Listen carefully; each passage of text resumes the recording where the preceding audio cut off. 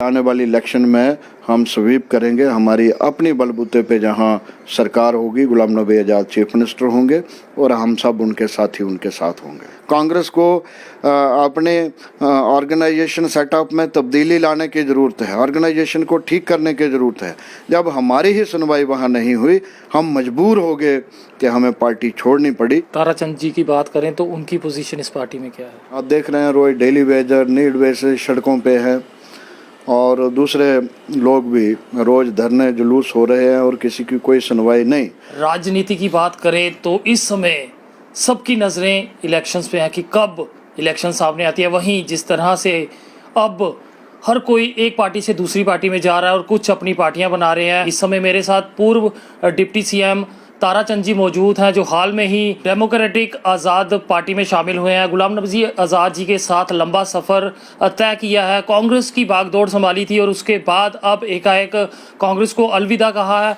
अब नई पार्टी जो कि डेमोक्रेटिक आज़ाद पार्टी है, उसे किस तरह से देखते हैं, आज इनके साथ इसी पे बातचीत करेंगे।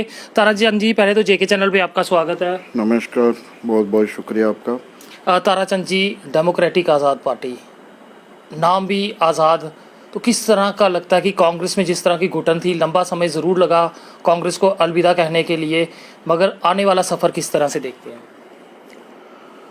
देखिए, हमने कांग्रेस में लगभग पूरी उम्र अपनी कांग्रेस में दी।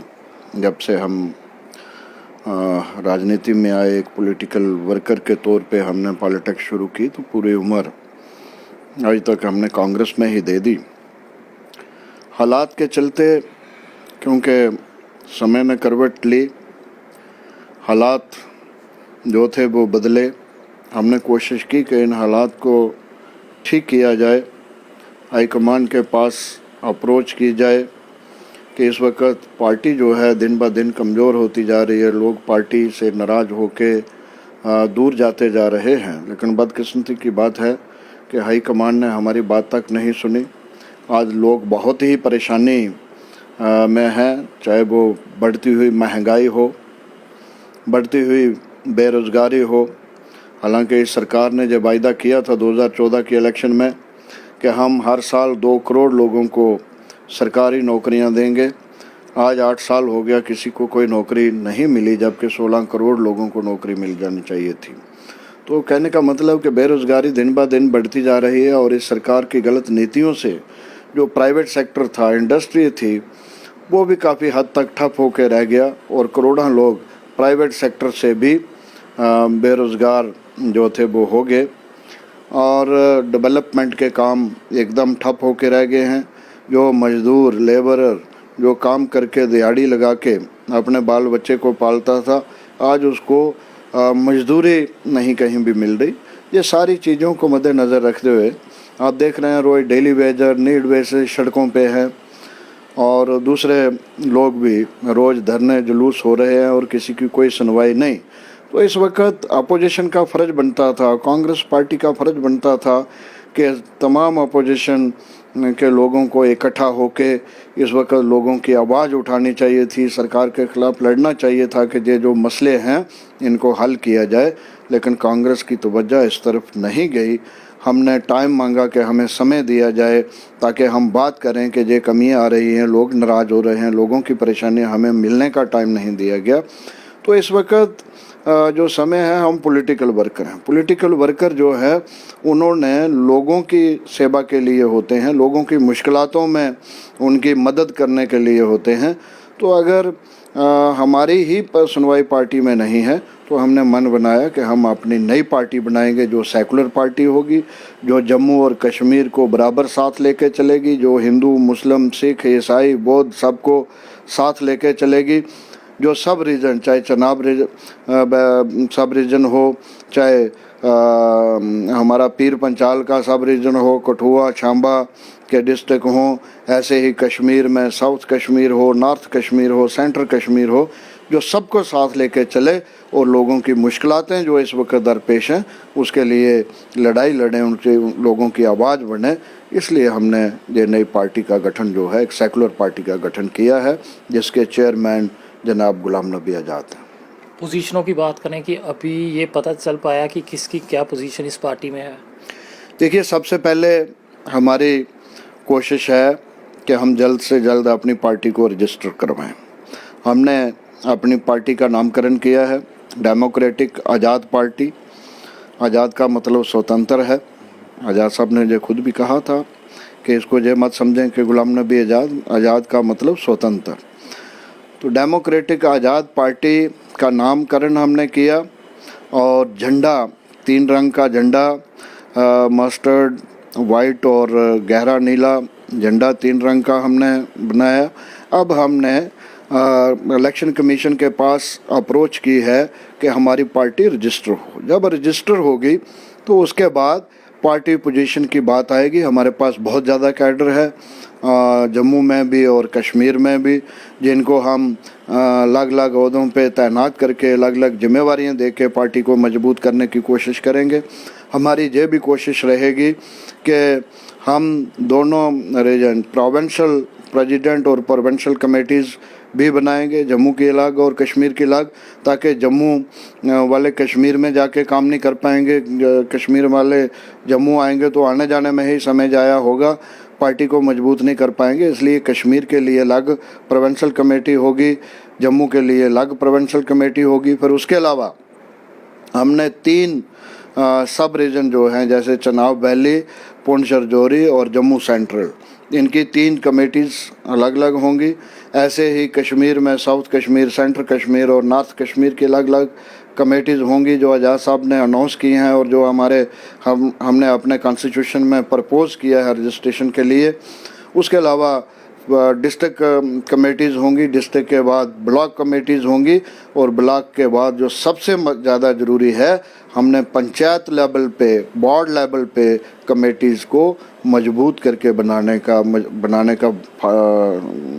क्या कहते हैं प्रण लिया है और उन कमेटीज़ को हम मजबूती के साथ बनाएंगे ताकि लोगों के साथ नज़दीकी जो बनी रहे, नज़दीक का राब्ता आम लोगों के साथ रहे।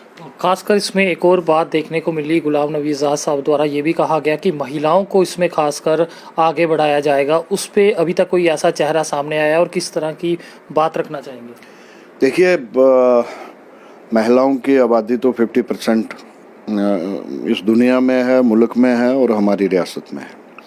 तो आज़ाद साहब ने जो अपनी प्रेस कॉन्फ्रेंस में कहा था कि हमारी कोशिश रहेगी 50% महिलाएं और नौजवान, इनको हम जिम्मेवारी ऑर्गेनाइजेशन में भी देंगे और जब टिकटें बांटेंगे तो टिकटें बांटते हुए भी ये ध्यान रखा जाएगा कि महिलाओं को और नौजवानों का पूरा ध्यान रखा जाए। कांग्रेस की बात करें तो कभी सोचा था कि जब जाएंगे तो कांग्रेस को हिला के निकलेंगे?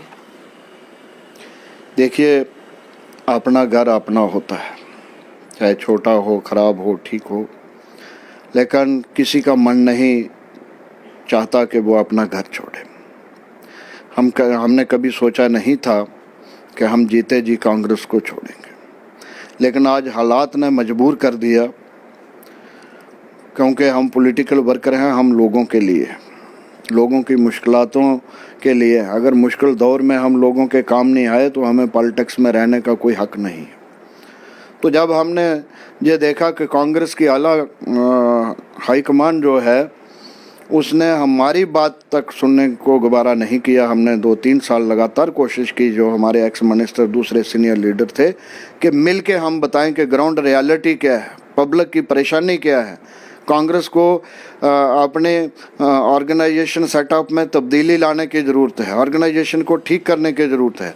जब हमारी ही सुनवाई वहाँ नहीं हुई, हम मजबूर हो गए कि हमें पार्टी छोड़नी पड़ी और छोड़ के एक नई सेकुलर पार्टी, एक मजबूत पार्टी, डेमोक्रेटिक पार्टी जो है उसकी नींव रखनी पड़ी, उसको बनाना पड़ा।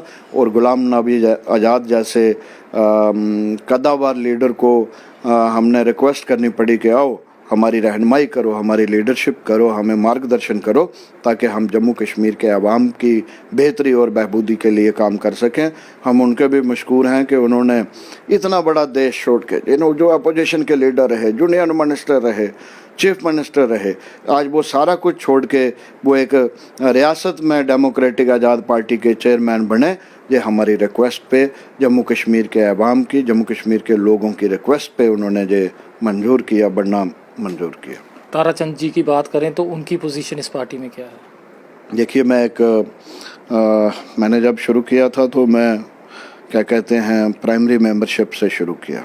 चलते चलते ब्लॉक लेवल, डिस्ट्रिक्ट लेवल के अहदे मेरे पास रहे। मैं एमएलए बना तो उसके बाद कांग्रेस लेजिस्लेचर पार्टी का लीडर बना, और 2002 में जब दोबारा इलेक्शन हुए मैं जीता तो मैं 6 साल के लिए स्पीकर रहा। स्पीकर आपको मालूम है बहुत बड़ी प्रोटोकॉल वाली पोस्ट होती है, जिम्मेवारी की पोस्ट होती है। उसके बाद कोलिशन सरकार जब नेशनल कॉन्फ्रेंस के साथ बनी, उमर अब्दुल्ला साहब चीफ मिनिस्टर थे, तो मैं 6 साल के लिए वहाँ भी डिप्टी चीफ मिनिस्टर रहा। आज मैं रियासत के अंदर एक सीनियर लीडरों की सूची में आता हूँ, तो मैं समझता हूँ कि इस पार्टी में भी मेरा एक बहुत ऊंचा मुकाम है। मैं मशकूर हूँ पार्टी के बाकी साथियों का, पार्टी के कारकुनों का, कि जो मुझे एहतराम देते हैं, जो मुझे इज्जत देते हैं। तो मैं एक सीनियर लीडर की हैसियत से पार्टी में काम कर रहा हूँ और करता रहूँगा। और जिस तरह से ये बात सामने आई थी कि आज़ाद जी पार्टी को छोड़ रहे हैं, तो अटकलें जो लगाई जा रही थी वो बीजेपी की तरफ लगाई जा रही थी कि अब वो बीजेपी में शामिल होंगे। मगर वहीं जब उन्होंने अपनी पार्टी की घोषणा की तो इसके बाद जो प्रतिक्रिया जो है ओपोजिशन पार्टी की बात करें तो उनका साफ कहना ये पार्टी जो है बीजेपी की ही पार्टी है। इस पर क्या कहेंगे? देखिए, एक तो जैसे मैंने पहले कहा कि हम सब की मंशा या गुलाम नबी आज़ाद जी की मंशा पार्टी कांग्रेस को छोड़ना, पावर हथियाना नहीं है, बीजेपी की तरफ जाना नहीं था। पहले से ही ये तय था और 2-3 वर्षों से जो इस पे काफ़ी मंथन जो है वो नेशनल सतह पे भी और स्टेट सतह से पे भी चल रहा था कि लोगों की सुनवाई नहीं है, किस तरीके से हम ये करें। और आज़ाद साहब ने खुद भी ये अनाउंस किया है, मैंने भी बार बार कहा है कि हम सेकुलर थे, सेकुलर हैं, सेकुलर रहेंगे। हम एक सेकुलर पार्टी जो हमने बनाई है हम उसी में रहेंगे, उसी को चलाएंगे, उसी में रह के हम जम्मू कश्मीर के लोगों की सेवा करने की कोशिश करेंगे। और मुझे पूरी उम्मीद है कि आने वाली इलेक्शन में हम स्वीप करेंगे। हमारी अपनी बलबूते पे जहां सरकार होगी, गुलाम नबी आज़ाद चीफ मिनिस्टर होंगे और हम सब उनके साथी उनके साथ होंगे। आखिर में आपसे जानना चाहूँगा, लोगों का रुझान किस तरह का है? जिस तरह से पार्टी का नाम घोषित किया उसके बाद लोग जो हैं इस पार्टी की तरफ आगे बढ़ रहे हैं और इनसे जुड़ना चाहते हैं, क्योंकि मुद्दे जो हैं जम्मू कश्मीर में काफ़ी ज़्यादा, वो चाहे डेली वेजर्स हों, एसपीओस हों या फिर अन्य मुद्दे हों, सुनवाई नहीं है। आश्वासन है, सुनवाई नहीं है। क्या कहेंगे? देखो, सबसे बड़ी बात है कि हमारी रियासत जो है एक बहुत पुरानी और बहुत बड़ी रियासत थी और महाराजा ने काफ़ी रिफॉर्म इस रियासत में लाए थे। जहाँ नहरें, जहाँ हॉस्पिटल्स, जहाँ दूसरे जो तरक्याती काम थे महाराजा के वक़्त में हुए थे, उन्होंने उस वक़्त एक सेकुलरिज्म की नींव महाराजा हरि सिंह के वक़्त में रखी गई। और महाराजा हरि सिंह ने जब पार्टीशन की चर्चा चलने लगी तो उन्होंने उस वक़्त जहाँ स्टेट सब्जेक्ट का प्रोविज़न रखा ताकि बाहर के सरमायादार लोग आके हमारे लोगों की ज़मीन और प्रॉपर्टी ख़रीद ना लें, हमारे लोग गरीब रह जाएं। उन्होंने नौकरियों के लिए भी उस पर प्रतिबंध रखा कि बाहर के लोग आके, पढ़े लिखे लोग आके जहाँ नौकरी नहीं ले लें और हमारे खुद लोकल लोग जो हैं बेरोज़गार नहीं रह जाएं। और ऐसे ही प्रोफेशनल कॉलेज और जहाँ तक असम्बली का इलेक्शन लड़ना हो तो बाहर का कोई कैंडिडेट नहीं हो सकता था, लोकल ही कैंडिडेट होना चाहिए था। वोटर बाहर का नहीं हो सकता था, लोकल ही वोटर होना चाहिए था। ये महाराजा की सोच थी। और उन्होंने ये जो डोगरा रियासत की जो नींव रखी थी, उन्होंने जो डोगरा रियासत बनाई थी, इसको महफूज रखा था। उन्होंने डोगरों के हकों को, रियासत के लोगों के, अवाम के हकों को महफूज रखने के लिए ये चीज़ें उस वक़्त अपने वक़्त में की थी। आज बदकिस्मती की बात है कि वो रियासत जिसका स्पेशल स्टेटस था, जिसमें जो सारी चीज़ें थी जो महाराजा ने दी थी, आज स्पेशल स्टेटस भी ख़त्म किया गया, रियासत भी ख़त्म की गई और एक रियासत के 2 टुकड़े कर दिए, जबकि कुछ हिस्सा तो पहले ही पाकिस्तान के पास था। जो हमारे पास बचता था उसके भी 2 टुकड़े कर दिए गए।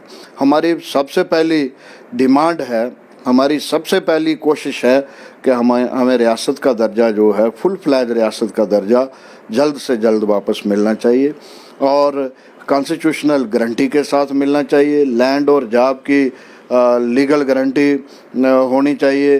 प्रोफेशनल कॉलेजेस के लिए लीगल गारंटी होनी चाहिए। ये हमारी डिमांड है। उसके अलावा डेली वेजर जो हैं इनको जल्द से जल्द परमानेंट किया जाए।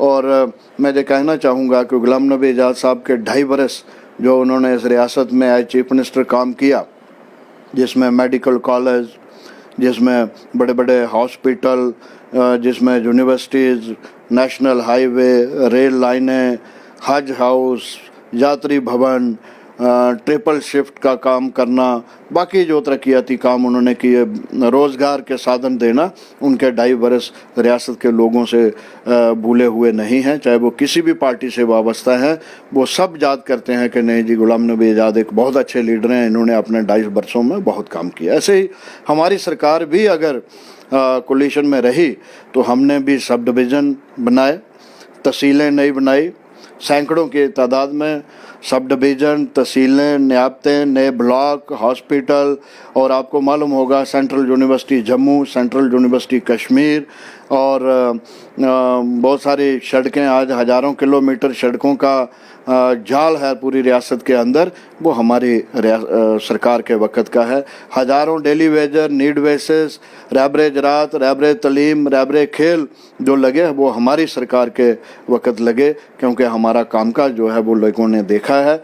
मैं जो उम्मीद करता हूं कि अगर लोग फिर हम पे भरोसा करेंगे, फिर हमें इस काबिल बनाएंगे कि हम लोगों की सेवा कर सकें, हम रियासत की बेहतरी और बहबूदी के लिए काम कर सकें, तो हम पहले की तरह, पहले से भी ज़्यादा बढ़ चढ़ के रोज़गार के साधन, डेवलपमेंट के काम तेज़ी से करने की कोशिश करेंगे और महंगाई को कम करने की कोशिश करेंगे। हम कोई नए नहीं हैं, बेशक पार्टी हमने नहीं बनाई, लोगों ने हमें परखा हुआ है।